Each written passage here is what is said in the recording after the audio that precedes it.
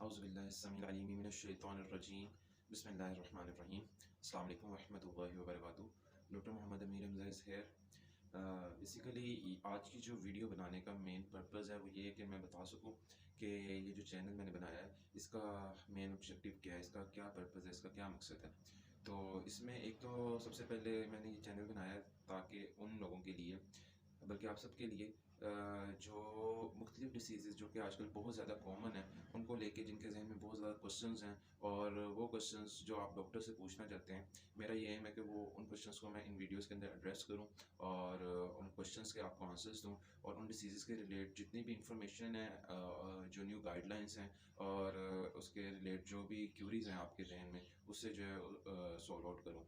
तो इसमें मेरा एक पैटर्न होगा, एक प्रॉपर वे होगा जिसके अकॉर्डिंग जो है मैं किसी भी डिसीज़ के रिलेट बात करूँगा, तो उस पैटर्न के अकॉर्डिंग करूँगा। उस पैटर्न में तकरीबन टोटल 12 पॉइंट्स हैं, वो मैं इंशाल्लाह आपके सामने डिस्कस करूँगा कि हर डिसीज़ के रिलेट, हर बीमारी के रिलेट कौन से 12 पॉइंट्स हैं जो मैं आपके साथ शेयर किया करूँगा। इसके साथ-साथ एक जो बहुत इम्पोर्टेंट ऑब्जेक्टिव ये भी था कि बहुत सारी बीमारियाँ इस तरह की हैं जो जादू की वजह से, जिन्नात की वजह से और नज़र बद की वजह से और इसके साथ दूसरी हवाई चीज़ों की वजह से, हमज़ात की वजह से, बंदिश की वजह से इंसान के जिस्म के अंदर जो है वो पैदा की जाती हैं, प्रोड्यूस की जाती हैं।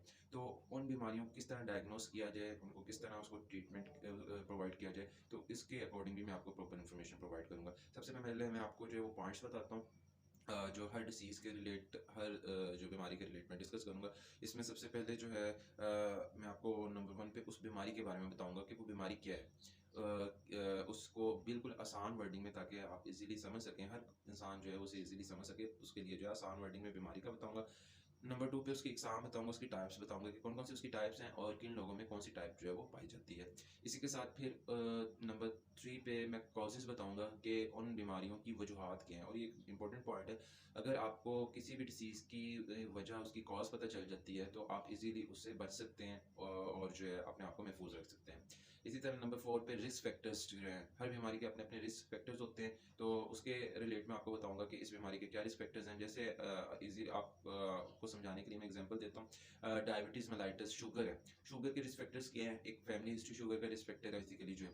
ओवरवेट होना, ये भी एक रिस्क फैक्टर है। तो इसी तरह डिफरेंट बीमारियों के डिफरेंट रिस्क फैक्टर्स हैं। तो अगर वो रिस्क फैक्टर्स किसी में पाए जाते हैं तो उन्हें ज़्यादा ज़रूरत है कि वो एहतियात करें ताकि उन्हें वो बीमारी ना हो। नंबर 5 पे प्रिवेंशंस बताऊँगा कि कौन से ऐसे तरीके हैं कि जिससे आप जो है उस बीमारी से बच सकते हैं। इसके साथ नंबर 6 पे सिम्पटम्स बताऊँगा कि उस बीमारी की क्या इलामात हैं, क्या सिम्पटम्स हैं, अगर वो आ रही हैं तो आपको पता लग जाए जिससे कि मुझे ये बीमारी है। तो हर बीमारी की अपनी कुछ ख़ास सिम्पटम्स, कुछ ख़ास इलामात होती हैं, कुछ ख़ास साइन्स होते हैं, तो मैं आपके सामने जो है डिस्कस करूँगा। इसके साथ नंबर 7 पर टेस्ट, हर बीमारी का कुछ ख़ास टेस्ट होते हैं जिससे हम डायग्नोसिस बनाते हैं अपना, जिससे हमें पता चलता है, तशख़ीस करते हैं उस बीमारी की। तो वो बेसिक टेस्ट जो है वो हर बीमारी के मैं आपको बताऊँगा, जो इज़िली आप किसी भी लैब से करवा सकते हैं और उसके बेसिस पे डायग्नोसिस बना सकते हैं।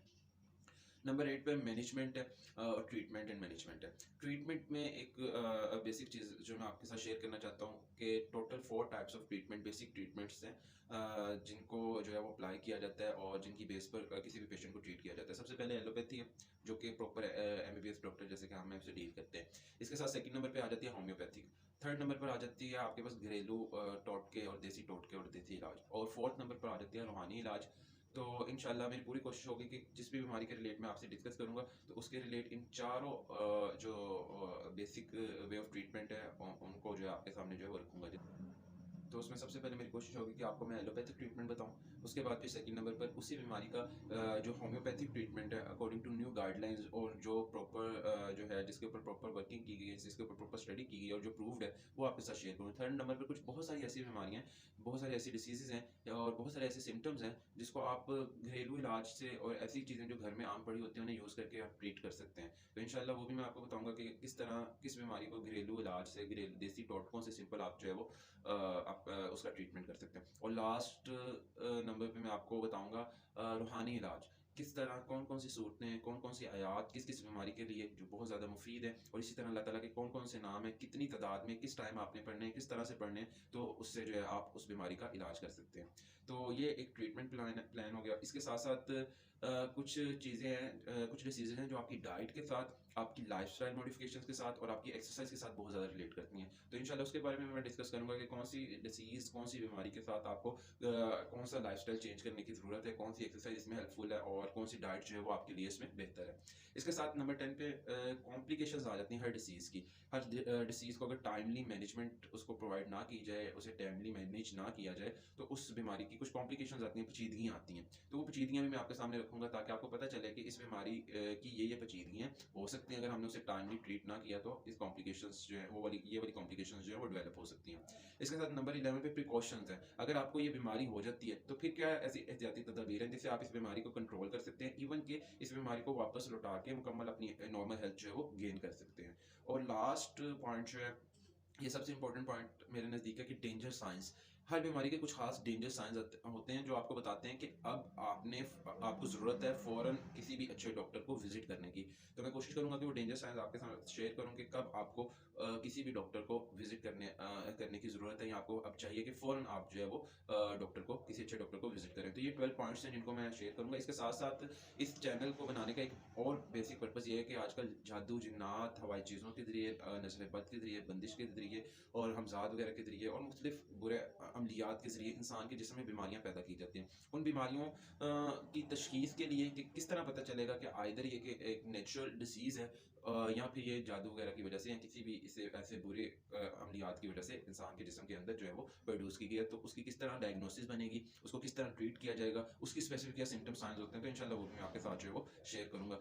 और इन वीडियोज़ को बनाने का मकसद सिर्फ़ दुनिया नहीं बल्कि आखिरत है और एक सदका जारिया है। तो इसमें इंशाल्लाह डेली की हर वीडियो में एक हदीस मुबारक भी जो मैं आपके साथ शेयर करूँगा। ये प्यारे आका सल्लल्लाहु अलैहि वसल्लम की हदीस मुबारक का मफ़हूम है कि जो शख़्स जो है, जो मोमिन बीमार होता है या उसे कोई भी तकलीफ़ पहुँचती है, तो हत्ता कि उसे काँटा भी चुभता है, तो अल्लाह ताला इसके बदले उसके गुनाह माफ़ फरमाता है। तो अगर आप बीमार हैं तो बिल्कुल भी परेशान ना हों। अल्लाह ताला इस बीमारी की ही बदौलत आपके गुनाह भी माफ़ फरमा रहा है, आखिरत के दर्जात भी बुलंद फरमा रहा है। और ये वक्ती बीमारी है, लेकिन इसके जो इफ़ेक्ट्स हैं वो आखिरत में वो हमेशा के लिए हैं। तो मोमिन को बिल्कुल भी परेशान नहीं होना चाहिए।